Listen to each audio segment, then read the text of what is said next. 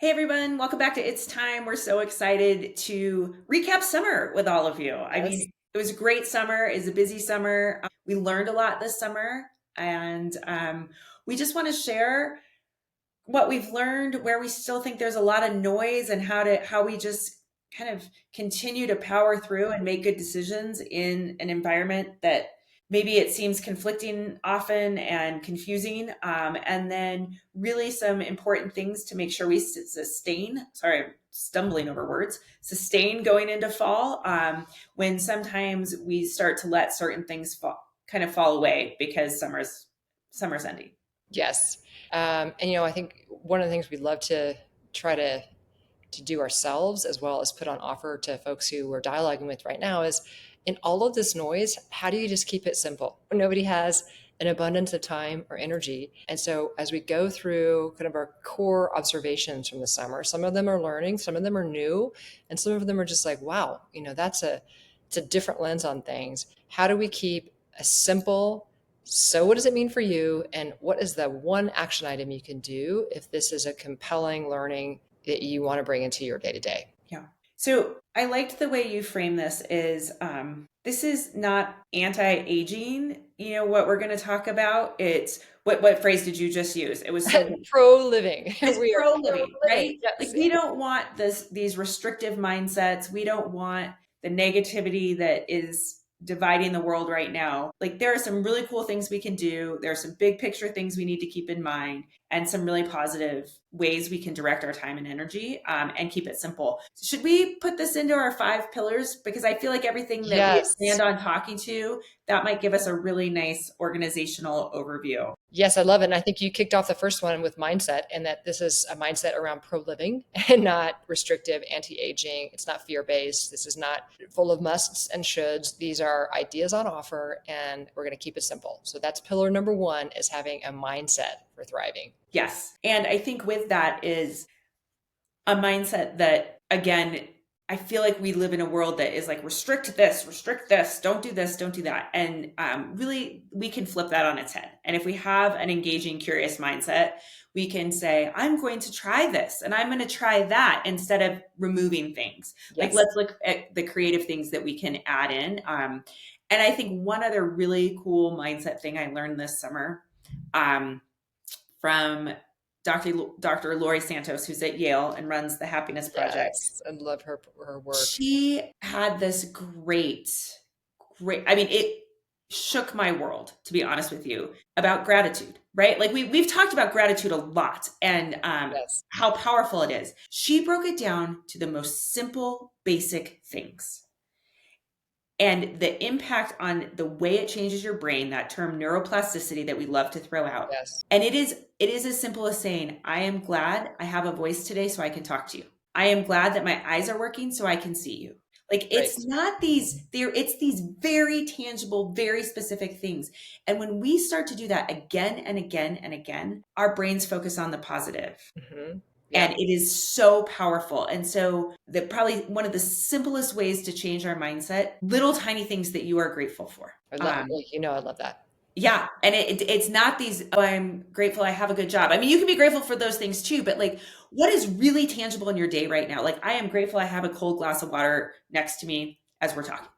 Yes. Yes. Anyway, I Yeah. just thought that was, for some reason, gratitude often to me seems big and overwhelming, and it needs to be this like monumental discovery. Yeah. And it doesn't. It can be really, really, really It can simple. be, because we're talking about things that are new in our thinking a little bit, is some of the research I was deep in this summer was around an idea of guiltless gratitude. So I think a challenge that maybe is unspoken, but it might be kind of underpinning so many midlife women, is what's going on in Ukraine, what's going on in the Gaza Strip, what's going on with this homeless person. Like, you almost feel overwhelmed by how much sorrow and heartbreak and disappointment that you can't impact is happening, especially if you've got news feeds coming to you all the time. And so sometimes the challenge with gratitude for a lot of people is, I don't even deserve to be grateful. Like, what the heck is going on out there? And so you might not even articulate it to yourself, but if you have a moment to reflect, the idea of gratitude also underpins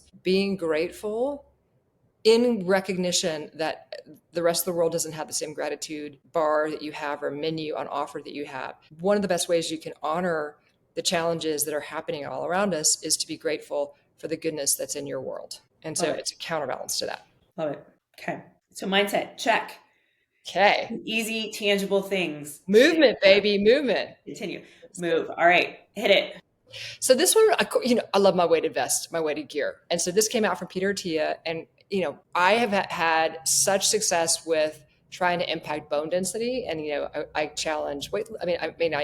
I credit weightlifting for that. I credit wearing the vest for that. I credit, algae cal supplements, a whole plethora of things. But the new thing that Peter Attia flagged was that for a lot of folks, when they lose weight, it's really hard to keep the weight off because your homeostasis is set at that higher weight level. And so you're in this constant battle to try to stay at your lower weight. And the weighted vests, there's research that's been around this now, that the weighted vests help your body get used to this new weight level without taking you back up to your high weight. So it helps you slowly reset your homeostasis to your natural body weight. So you go from like your natural body weight, and then you wear the weighted vest, and your brain's like, oh, I'm okay. I'm still heavy here. So it doesn't try to slow down your metabolism.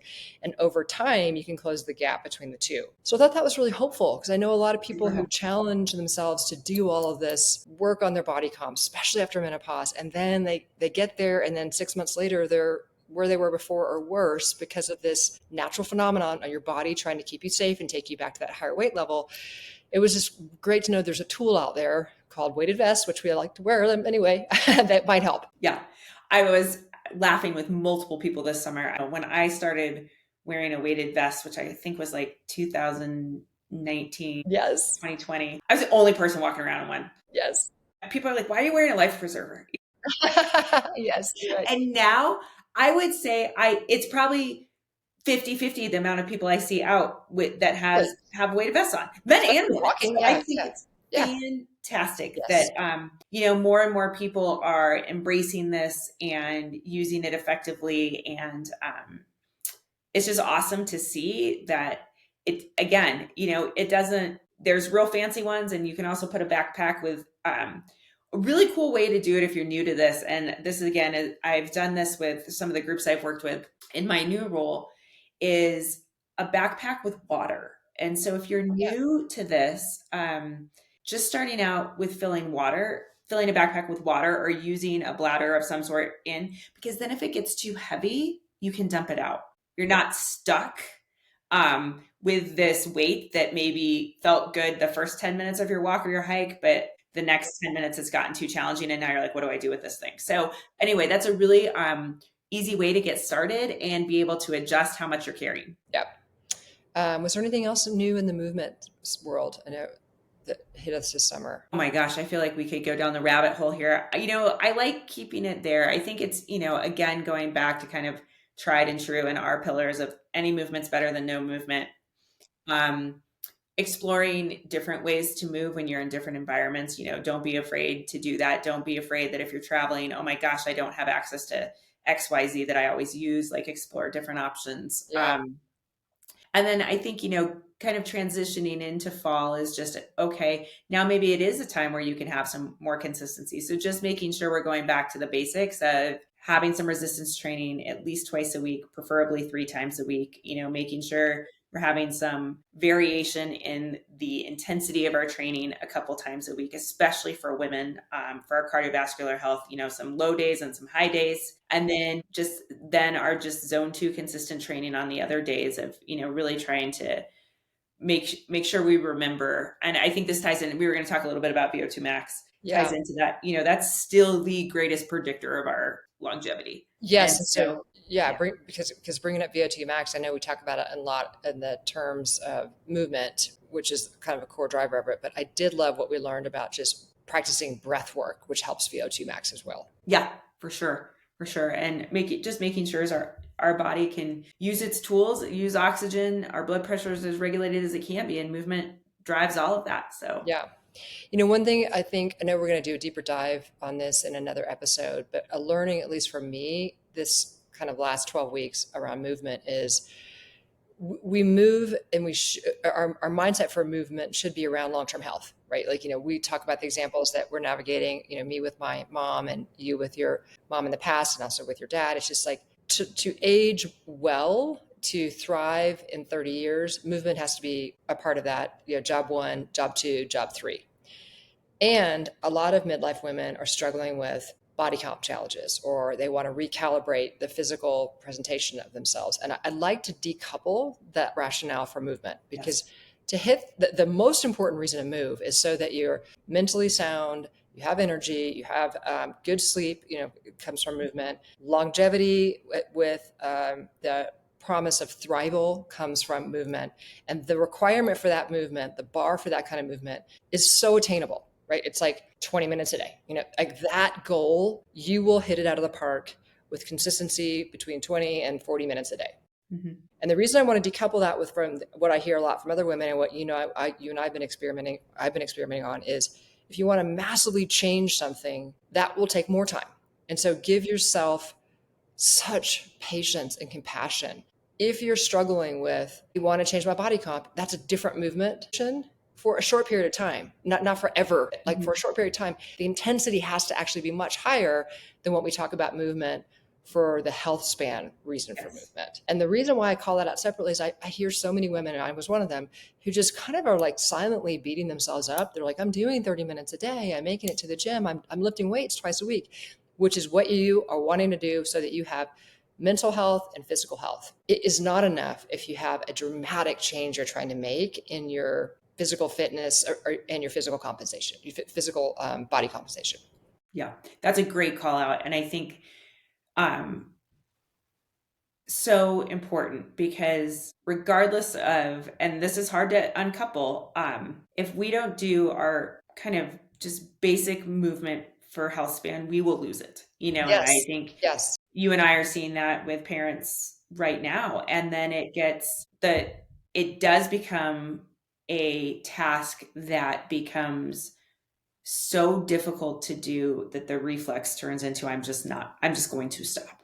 Right. Right. And And it's irrecoverable. the devastating consequences of that. And so I think that's so, so important to give yourself some grace. There are a whole separate set of tools that if you are a person that has committed to a goal of changing body composition or obtaining a certain fitness level, that is awesome. And we support that. And that's amazing. But you don't have to have that to have a good, healthy movement, and to have movement really, really contribute to your overall health span.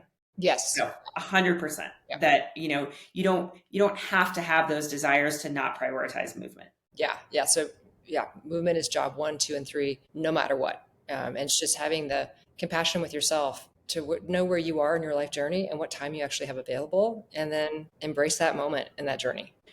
Okay, let's go on to fueling, because I think Yes. so much, I'm just going to say it, craziness in the world around what we should eat, what we shouldn't eat, what we're putting in food, what we're taking out of food. Yes. How do you know where to start? It doesn't matter who you are or what you believe, there is conflicting news. Yes. So, it's kind of like, Yes. Right. It's like, how do we make sense out of the chaos? yeah. Yeah. Well, I think one of the things that you have been so great underlining is everyone knows this message that whole foods are the best option for you. That's not like a breakthrough new idea. The challenge in implementing that is the access to whole foods, clean whole foods, the affordability of clean whole foods. And then I think the point that you've raised for us is, and by the way, like, you can't have clean whole foods if you don't have clean water, clean soil, clean air. And understanding the impact that we as individuals make on that last point can feel overwhelming, but it doesn't mean it needs to feel inaccessible. Right. And I think, that's more of our public service announcement, maybe, is that we know simpler is better. That if you pick up something and it has two ingredients versus 40, probably the one with two is better, especially if it's two things you can pronounce. So, but that being said, those foods that are simple, that are clean, whole foods, are coming from our environment, right? So Right. they're being watered with whatever water sources we have. They're growing in our soils, and they're have contact with our air. And so we can't continue, or we can't preach clean, whole foods and then continue to contaminate the environment in which those clean whole foods are produced. Yes. Yeah. And so just be aware that if we continue to contaminate, there will be no such things as clean whole foods, because everything, if we have toxic levels of poisons in our soil and in our water and in our air, that's going to be in our food system, regardless of how clean we try to make the foods. Like, there's only so much we can do. So just be aware of that when you look at bigger pictures or you're reading articles, and think about even your home environment. Like, is there a way to plant more plants and help, We have clean air and can you filter air. put more trees? Do you have house plants that help clean your air in your house? Like, there's so many kind of Yes. ways that you can start even in your own environment that then can ripple out. And if there's community service events about planting trees or cleaning up things, just maybe listen in or contribute where you can, because it's all connected. Yes.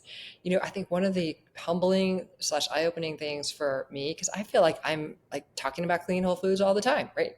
I think I'm buying those for our family. We left to go to Portugal. We were gone for 16 days. Anything that is clean whole food should not be still okay in our refrigerator when we come back, right? Like it, the things I pulled out of our refrigerator, breads, milks that we had just forgotten to clean out. And I was like, hey, turns out that's probably an indicator that's pretty processed. Right. That's not actually in the camp of not ultra processed food, because it was shelf stable when we were gone for close to 3 weeks. Yeah. Yeah. So a little bit of that That's was a like, good call out. wow, Yeah. like, And I think, and then the last thing I want to bring in is like some of these big headlines that we are making our food a lot safer, like taking some dyes out. Probably it's a great thing to take some of these dyes out. No, I'm not arguing that. But you have to look at the food source it's coming out of, right? So if we're taking dye out of candy, it's still candy. Right?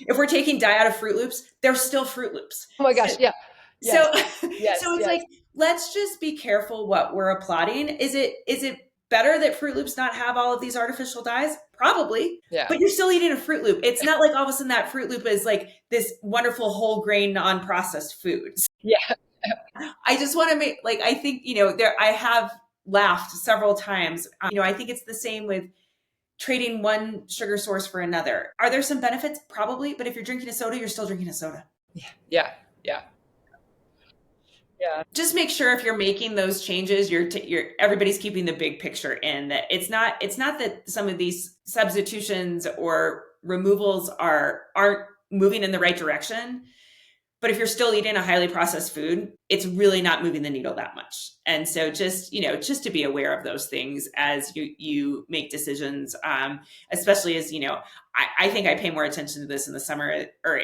as if we start to go back to school, and all of a sudden I'm seeing like what my kids are eating for lunch and what they're putting in their lunches. And my children are at an age where they can go to the grocery store and buy Your own food they stuff, yeah. want. And I'm sometimes like, oh, that's terrible. And they're like, but it has no dyes. I'm like, it's still terrible food. Yeah, that's right. That's right. That's right. Yeah. So anyway, Yeah. Yes. Yes. okay. So Uh, we've done mindset, we've done movement, we've done fuel. Let's do rest and recover. yes. Okay. Well, no, we just did a deep dive on this conversation around the importance of continuing to prioritize sleep and some of the lifestyle levers for that. I think what has been new for me this summer is to try to get consistent on recovery in the world of workout. So, I'm working on this new workout program, and it's pretty aggressive. Like, there's a ton of weightlifting and a ton of cardio in it. And as I started looking at the 7-day cycle, I was like, where's my rest day? So coming in and actually programming a rest day, despite the other kinds of objectives I was trying to hit with the VO2 and the cardio and Yeah. the lifting goals, it's given me a new appreciation for the importance of regimening recovery, for lack of a Mhm. better word, versus just like opportunistically recovery. Yeah. And I had a great conversation with some of my performance science team at work the other day about the types of recovery, right? There is acute recovery. There's like hyperacute recovery, like which probably, to be honest, unless you are a very competitive athlete, most of us don't really need, right? Most of us, and I shouldn't say that. If you're recovering from an injury or a hyper competitive athlete, this what I'm going to call hyperacute recovery. So that means I've participated in an event, I have another one in several hours, and so I really need to get rid of that inflammation. or I'm recovering from injury. And so there's a specific body part that I really don't want to get as have an inflammatory response compared to the rest of my body. Because I think we need to remember that we work out to cause inflammation, right? Right. And That's the tear repair. Yeah. yeah, it's that resolution of that inflammation that makes us stronger, Right. makes us fitter. And so that is probably the one time when held in a reference range, inflammation is actually beneficial for our bodies because it's that inflammatory response that causes the repair that improves our fitness and makes us stronger. Um, so there are times where, we want to do ice right after workout. And that's if we have to go back and do it again within hours. Like, I look at my soccer players who have 2 or 3 games a day, and it's like they need to get in the ice bath right after a game so that their muscles can recover to perform again in just a couple hours. Most of us don't need that, right? Most of the time that does not work in our favor for our goals. So then there's this idea of a recovery day. And Yes. that's when using some of these interventions is really helpful, right? So it's like on the day that you're not exercising, to use some of these other modalities. That's a great day to cold plunge, Yeah. right? That's a great Yeah. day to do maybe some more aggressive rolling and mobility and things like that, and let your muscles and your bones and your organ systems have a day of just flushing out and recovering before you hit it again the next day. Yeah. Yeah, and I think for me, a learning over the summer was this idea of sunlight being Mhm. a recovery modality. So, Yeah. seeing sunlight and seeing the different infrared spectrums as healing, Mhm. small dose, right? Five to Yeah. 10 minutes is everybody can find time to do that. It's not, one of the things that used to stress me out when all this social media influencers about morning routines was like, you must wake up before you have coffee, you must walk outside. It's like, I'm already stressed. Like, I don't feel like that, So just the idea that you can stand outside with a cup of tea for 5 minutes, and that's recovery. And Yeah. feeling the benefit, giving yourself the checkbox for that is kind of Right. fun. Absolutely. And then Absolutely. and That's the red light masks and technologies that are available to us yeah. now, right? You can do that and count that as recovery. You're sitting under a red light mask while you're reading your book. Right. Can't be bothered. I'm recovering. Right. I love that. Or even just 5 minutes in nature, right? And like how that resets our brains to like take your headphones out for a minute, put your phone down. Like, what do you hear, see, smell? Like, just engage your other senses for a few minutes. Look at Yeah. something in the distance. I think we underestimate how important that is, and how that changes our brain chemistry and helps us recover. And really just kind of looking at the horizon while you're outside and looking at something that's a little farther away, because our gazes are so short these days, as we're always on a computer or a screen or a phone. And so really look at, I'm looking like past my computer right now out my window at the trees and the mountains, and I'm just like, and take a deep Yes. breath. Yeah. Yes. Yep. Okay. Love that. So community, Community. community and beyond maybe is our fifth together or Yeah, sixth. absolutely. So I think, summer is a time where hopefully most of us had a little bit increased capacity to connect with other people. We might have had kids home from college and in your family, and a more sense of a whole family again. My dad was with us for the summer. And so just this little bit, it's a little bit easier, I think, in the summer when we're vacationing and kids are out of school and we're not so busy. Not everyone's going 100 different directions all the time. And so as we go back into these structures, whether it's family, whether it's, gearing up Q4 work, as you've pointed out, or just kind of transition that, if you have college age students, they've gone back to school. If you've had house guests over the summer, maybe they've returned to where they live the rest of the year. Our ability to connect can get kind of lost. And so just making sure there's 1 or 2 things on your calendar that you're looking forward to, that you have said yes to, that bring you in contact with people that are really important in your life. Yes. One of the things I've also loved this summer, it's probably other people have been further in this discovery curve than I was, but I'm loving audio messages. Like, I love hearing people's voices more than a text. And so I realize not everybody wants to make a phone call because they actually don't have time for you to pick up the call, right? They want to just tell you something. But I've been loving hearing audio messages and sending those as a way to feel more connected than the digital text, right? That is such a good call out. And I will tell you, like, to be the recipient of your audio text quite often, the warmth, no, seriously, the warmth it brings to me, because it is that something extra. It is that she took 2 seconds longer to actually let me hear her voice. And I'm not very good at reciprocating that yet, but it makes a huge difference in the recipient, I would say as well, that I'm like, wow, that makes me feel really special. So thank you for making that call out because I think that's really important. They're fun. Is there anything really that's hit your screen this summer on the beyond lever? We talk about feeling bigger, feeling connected to something bigger than ourselves during this time. Yeah, it's really interesting. This summer I got to do some great work with a group of women leaders at the Olympic Committee, and we had the wonderful fortune of bringing, our favorite describer of beyond and belonging, Reverend Sue, to chat with this group. Anytime I get to hear her talk, it just really reemphasizes that. And we kind of talked about this early, like the world is really, really big. And there's a lot of stuff going on, and good and bad and in between. But I think just remembering that we're one small piece of this helps keep it in perspective, right? It helps keep the good in perspective, the bad in perspective, and everything else. And that we need that reminder sometimes. And so whether again it's, connecting spiritually, if it's religion, whatever those things are. I think the other really cool thing, it's kind of a little tangential. So I have had the opportunity this summer to dabble in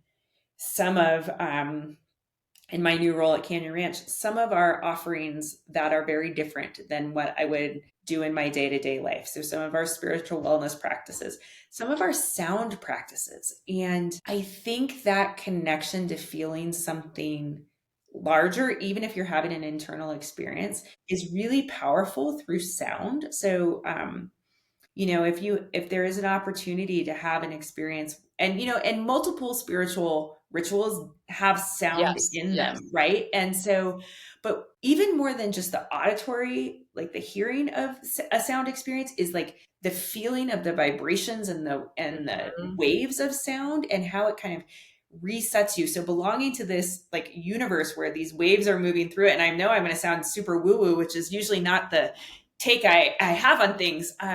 Was really powerful, and it was really interesting to learn the science behind that, the history behind that, going back to how we're using ancient therapies in modern ways, yes, the healing that can be part of that, and that it can be done in really powerfully in a group experience. The creative energy it unlocks, just all of it was just a tool that I hadn't used. I mean, I listen to a lot of music, but like truly using sound, like playing a gong instrument or using a yes. sound bowl as part of a Samples. ritual, was really, really cool. And I really enjoyed connecting with others and feeling just part of something larger in those experiences, which I hadn't really expected. And it's a part of my job that I think is just such an amazing opportunity to explore an area where, I tend to stick to, okay, movement, and I'm really comfortable with my performance science team and my exercise physiologist and my sports medicine people.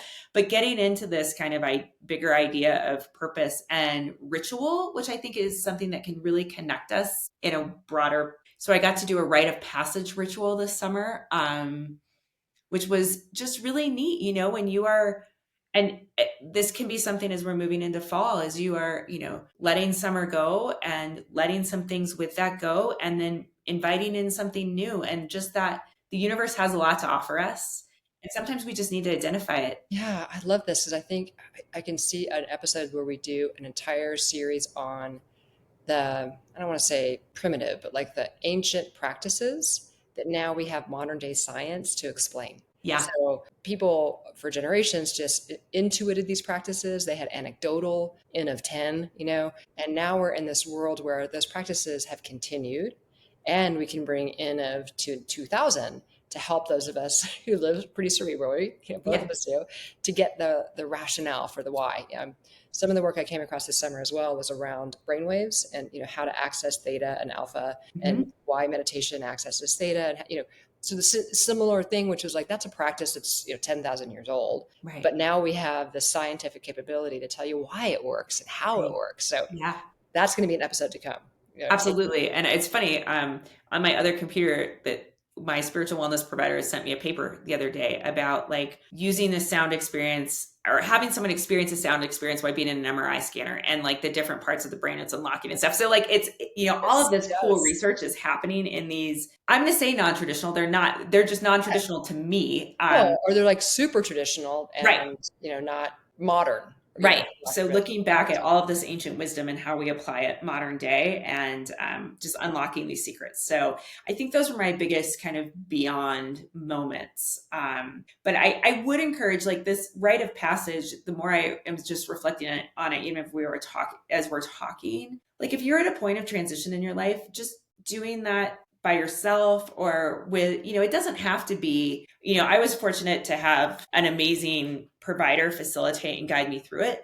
But that's an activity that you can do on your own. And, you add some symbolism to it, whether it's tearing a piece of paper up of things you want to let go or burning a piece of paper of Yes. something you want to let go. And then writing down and storing somewhere really important to you, the things you want to bring back in so you can look at it and remind yourself.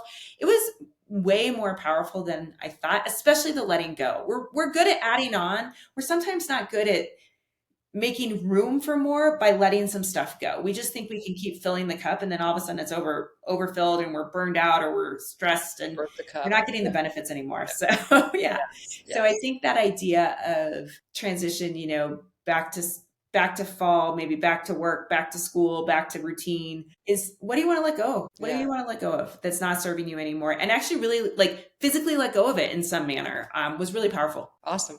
Well, so we actually got a lot out of summer. We learned a lot more than we realized. I guess we did. Yeah. Yeah. And I don't know, I think, I know everybody in my house, as fun as summer was, everybody's a little bit ready for routine. And so I think that like, I'm happy for that too. Like, I love this transition. I think my summer fall transition is my favorite transition period. Cause I still love the weather. We can still be outside. We can still do everything we want to do, but this kind of getting back into a little bit of a routine and having a little more consistency is always grounding for me. And so, yeah, it's kind of my favorite time of year. I think it's definitely my favorite time of year is the fall. I think there's something about the freshness opportunity. I don't know why it strikes me more in the fall than it does in January, but it just always feels a little forced for me in January. Whereas in the fall, it just does feel like a clean slate. Let's go. Yeah, And maybe that's just, habituated because of years of school, but yeah, it still feels like that. awesome. Well, we Great. wish you all a happy end of summer into Yes. fall transition period, and hopefully, we'd love to know what helps you guys transition and what you've learned over the summer. So let us know, and Yes. we will talk to you all soon. Take care. Bye. Thank you so much for spending your time with us here today. If you liked what you heard and you got some tips on how to live better right now and for the long haul, please help us reach more midlife women. Please share and rate and like this show, and we can't wait to continue the dialogue with you on our next episode. Until then, thank you. It's time.